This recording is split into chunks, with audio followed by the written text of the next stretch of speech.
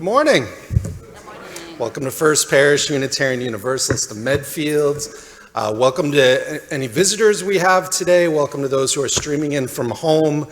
We hope you will join us following the service downstairs for social hour. This congregation first gathered in 1651, settling on this land that was and is still now the homeland of the Nipmuc Nation, who inhabited this area for thousands of years. Their land was taken by force, and their lives were oppressed by the European colonists who settled this town, this state, and this nation. Despite this brutal atrocity, Nipmuc descendants continue to live here today. As Unitarian Universalists, we are called to name the wrongs committed against Indigenous peoples and to work to dismantle the systems of oppression that continue to harm Indigenous people today. So friends, holding all of this in our hearts, we welcome you. We welcome you to this place. Here we search for truth and understanding. Here we celebrate life and we contemplate its mysteries. Here we share healing and wholeness. So whoever you are, whatever you believe, whomever you love, we welcome you to this congregation. In this quiet hour, may our spirits be renewed. In this gathering of friends, may we be ready to extend ourselves to those in need, and with trust, receive the hand that is offered to us. In this community of ideals, may we remember the values that guide us and reflect upon those things that give meaning to our lives, renewing our dedication to serve the highest that we know. In this time of worship, may our minds be open to new truths and our hearts be receptive to love. And let us give thanks for this life that we are so blessed to have. Friends, let us worship together.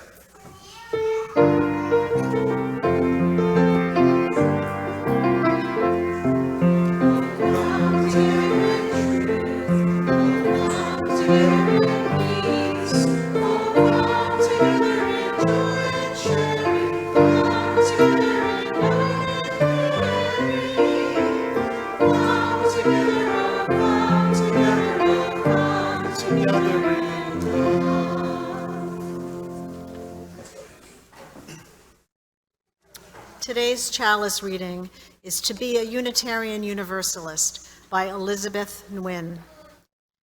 To be a Unitarian Universalist means we'll never be done with the work of telling the truth about oppression, the work of resisting any laws, policies, and practices that deny anyone their humanity, the work of stubbornly seeking out the spark of the divine in each other no matter what, the work of creating heaven on earth.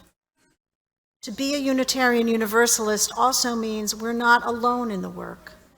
We are not alone because of our promises to love one another.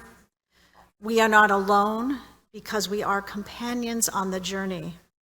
We grow ourselves into allies, helping one another get free, because none of us is truly free until we all are free.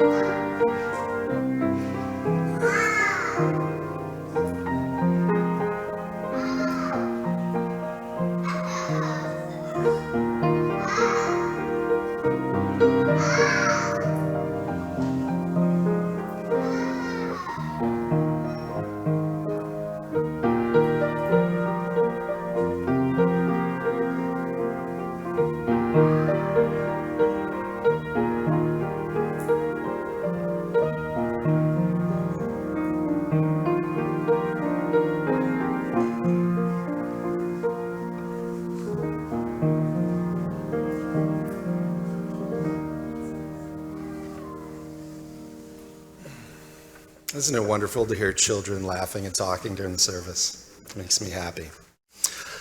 You'll notice on the last page of the order of service is our congregational covenant that we wrote together. Today I'd invite you to stand as you're willing and able to read together lines 1, 2, and 4. Love is the foundation and spirit of our congregation, and we declare that every person is inherently worthy and has the right to flourish with dignity.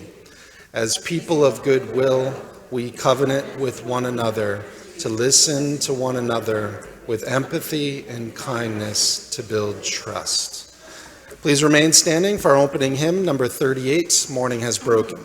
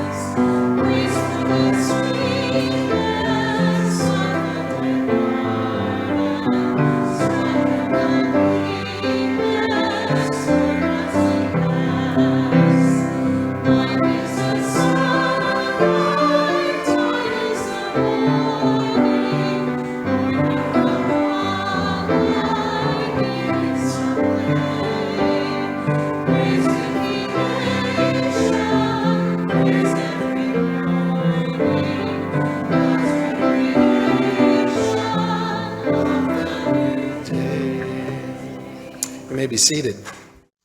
Today's reading is Born Again Unitarian Universalism by Reverend Forrest Church. In this passage, we are transported to a dinner party in which the conversation eventually turns to religion. There was a lot of condescending laughter about the latest scandals involving a TV evangelical fundamentalist and the gullibility of those caught up in that kind of religious fervor. Our dinner partners start talking about how long it's been since they last attended church and how conspicuously bad or comic or revolting they remember it to be. Now, usually, Forrest says, we just join in with the laughter or we sit in a cowardly silence, which will free us from the embarrassment of having to explain our faith. But not tonight. Tonight, we are caught a bit off guard. Somehow we let the cat slip out. You are a what? A Unitarian Universalist. Oh, I see, he says, but obviously he doesn't. He is rescued by the woman to our right. I've never really understood just what it is you Unitarians believe. You are Christians, aren't you? Not exactly. I mean, we were, and some of us still are, but most of us are not. You don't believe in Jesus? Not in an orthodox way, certainly. Many of us value his teachings, but few, if any of us, believe that he was resurrected on the third day or that he was God.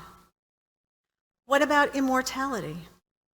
Well, I guess you'd have to say that we're pretty much divided on that one. But at least you all believe in God, interrupts the man across the table, betraying the familiar impatience of a non-believer when confronted by a faith less cut and dried than that which he abandoned years ago. Not exactly. Many of us do, if each in our own way. Others of us do not find the concept of God a useful one. Our bewildered hostess politely asks, well then, what do you believe? Good question. Well, now I'd invite forward the First Parish Choir to share with us "O Music" by Lowell Mason, arranged by Patrick M. Lebiergan? Libby, there you go.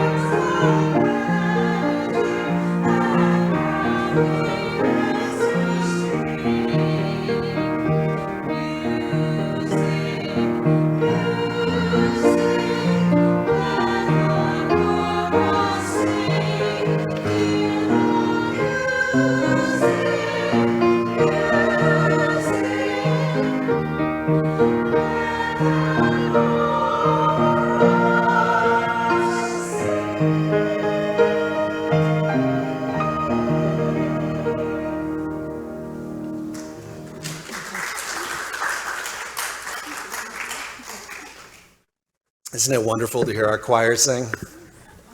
I hear they're working on a new piece for next Sunday. That's not to be missed. That apparently some minister requested, so hope you'll come back.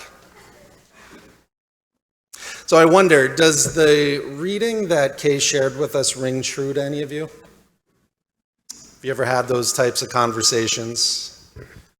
Any of you sat around that uncomfortable dinner table with friends and family? You know, those who don't know about our UU faith, they ask those questions, don't you believe in Jesus? Well, certainly you believe in God, right? You know, these are really difficult to answer because our faith is what's described as an open theology, which is fairly unique in the world of religion. Most faiths, as you know, have a set doctrine or creed. But a wise person once described our faith as one filled with deeds, not creeds. Essentially, what we do, how we live our lives, is more important than the creeds that we may or may not subscribe to. You know, this is one of our great strengths, I feel. But, you know, it's also really, really challenging when we all have different thoughts about those big things in life. You know, a few years ago, there was a lot of controversy and discussion around these updated Article 2, I think you recall. This happened in 2024. This is every few years, our denomination changes and updates our Article 2, which is about our purposes and covenant. And what we were talking about then largely centered on the subset of that called values and covenants. You all recall this, yes? Okay. Well, another part of that we didn't have a whole lot of discussion about was a part called freedom of belief. And this is also printed in the denominations section as well. And it says, quote, "Nothing herein shall be deemed to infringe upon the individual freedom of belief, which is inherent in the Unitarian Universalist heritages, or to conflict with any statement of purpose, covenant, or bond of union used by any congregation, unless such is used as a creedal test. In expressing our beliefs, we do so in the spirit of love, in ways that further beloved community." Now, this concept goes way back to the beginning of our faith. This freedom of belief is something intrinsic to who we are. Our freedom of theology. So when we ask ourselves, well, what is theology? Some confuse that with talk of God or things that many consider to be divine. But truly, the definition is broader than that. It encompasses all of those big questions in life. What happens when we die, if anything at all? What's our purpose here on earth? What are we meant to do? How do we make meaning out of nature, about relationships? What's most important to us? All of these things are encompassed within theology. And each of us here have a unique theology. Some I know are atheists, some agnostic, some theists. Some of you blend your UU values with your, say, Catholic upbringing, your Jewish upbringing. Some of your theologies are based in reason and scientific thought. Some are based in the observable universe. Some of you are more humanists, believing you don't need to rely or have in your theology any type of divine deity, but that humans are able to solve the issues that we have. Probably most of you aren't sure about these questions. You wrestle with them. You think about them. But the thing is, here we are encouraged. We don't just allow these differences, but we encourage them. But it can be difficult. For those who are new, you may or may not know that our Unitarian ancestors and our Universalist ancestors formally merged into one in 1961, starting Unitarian Universalism. And in a nutshell, understand that both Unitarians, people of Unitarian belief and Universalist belief, go way back to the beginning, 2,000 years ago. The difference with Unitarians is they believed of one God versus Trinitarians who believed a three-in-one God. Universalists was also a belief that goes way back, and that belief goes like this. They believe that we're all children of God, and much like a parent who loves unconditionally their own children, God wouldn't punish. They said God is love, and that everyone, therefore, regardless of belief or action, is saved. Therefore, there is universal salvation. Very different from many Christians. Now, like many of you who grew up in a different faith, yes, I grew up Unitarian Universalist, and some think of that as a monolith, but I grew up specifically much more Universalist. And let me explain. The congregation that I first went to in Manchester was a bit more Universalist in the sense that God language was normal. But as a very young child, I didn't believe in a God that was sitting on a throne or even a person or a creator God. I believed more in that God of love, a much more ethereal, less concrete idea of God. Franklin, where my mother served for 30 years, and I grew up in that church, is formerly the First Universalist Society of Franklin. Historically, they were Universalist, and some of that heritage continues. I grew up going to Ferry Beach, where the Universalist Quillen Shin founded as the place where Universalists went in the early 1900s. As it turns out, I went to Horace Mann Middle School, and he's a famous Universalist going way back, the father of public education. I don't know how, maybe it was almost as if my mom was steering me in a certain direction. I went to Dean College, where Eva teaches, also founded by Universalists. My sister went to Tufts, also a Universalist university. So again, I come at this sort of as part of who I am. And for those of you who have been part of this congregation for a long time, you may not notice this, but this is historically a Unitarian congregation. And there are some differences historically and even today. Unitarians were more upper class. Many of our founding fathers, John Adams, Jefferson, were Unitarian. Throughout the 1800s, the Transcendentalists, Emerson, Thoreau, and others were Unitarian. There was an elitism within Unitarians that's core to that. Universalists, on the other side, were much more of the working class. So some of that class difference you can notice. But also, I think historical Unitarians leaned a little bit more on the reason, the social justice piece, and Universalists a little bit more on the spiritual side. So there can be differences you may notice. It became clear to me at General Assembly in June, when all of my church nerds, all of my colleagues were together talking about church stuff, and we're, in it, and, we love theology, obviously, right? And it hit me for the first time. I'm a Universalist. I grew up Universalist. I had never put that together before. It was enlightening, right? So this is an important piece to who I am. But now I would like to do something that we've never done before. Because much like that scene that Kay painted, sitting around the dinner table, someone doesn't know anything about this faith. What would you say? What is your personal theology? Where do you come down on this? So now we're going to do something that this former teacher used to do with his students, a turn and talk.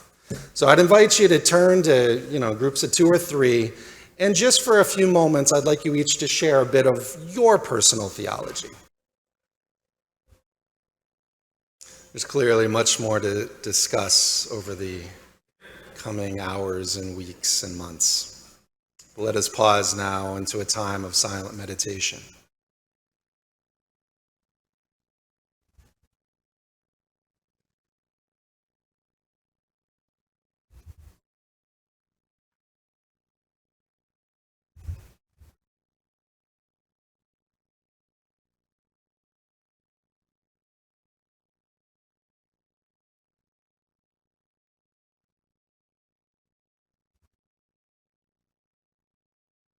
O Spirit of love, Spirit of life,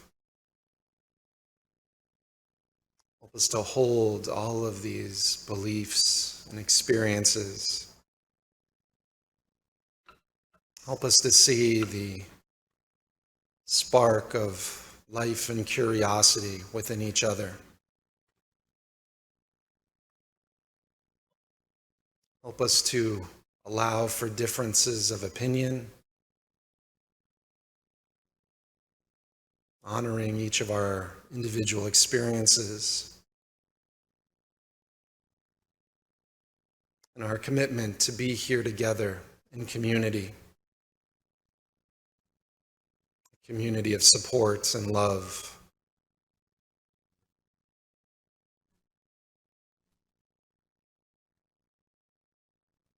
Help us to hold all of this in our hearts. Amen.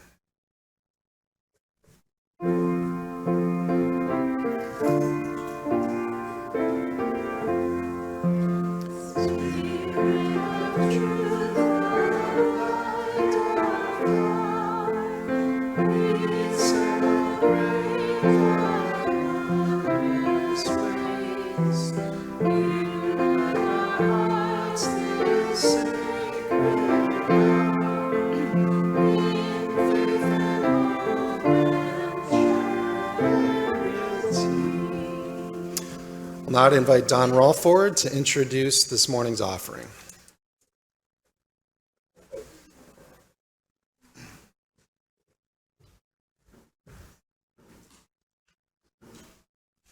Hi, my name's Don Rolfe. I'm co-chair of the annual fund drive.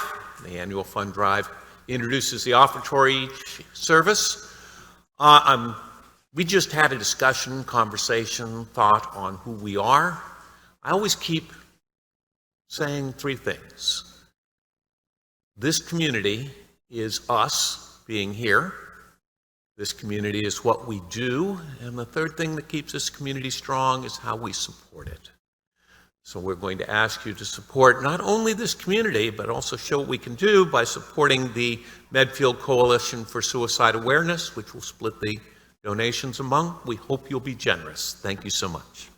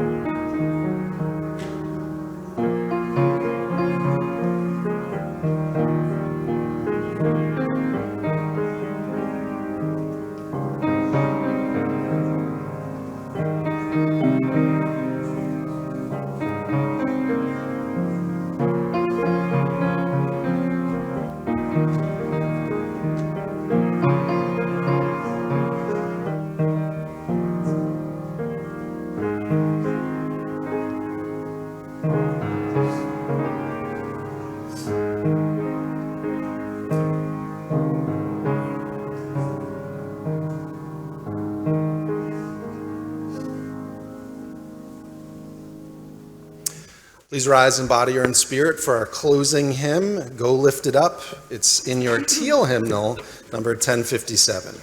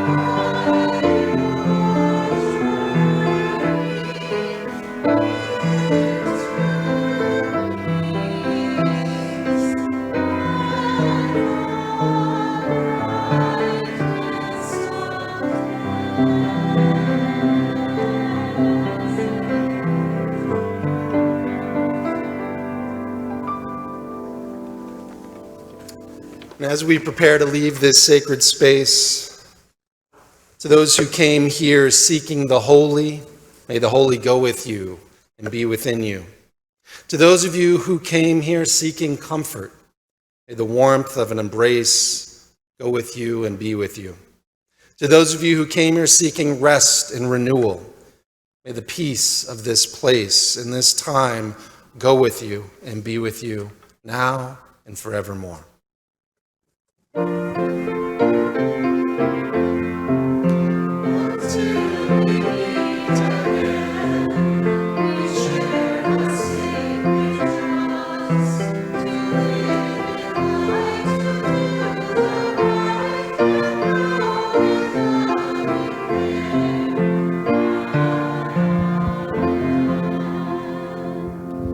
I'll now extinguish our chalice.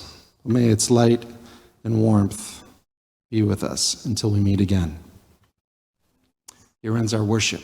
Let our service begin.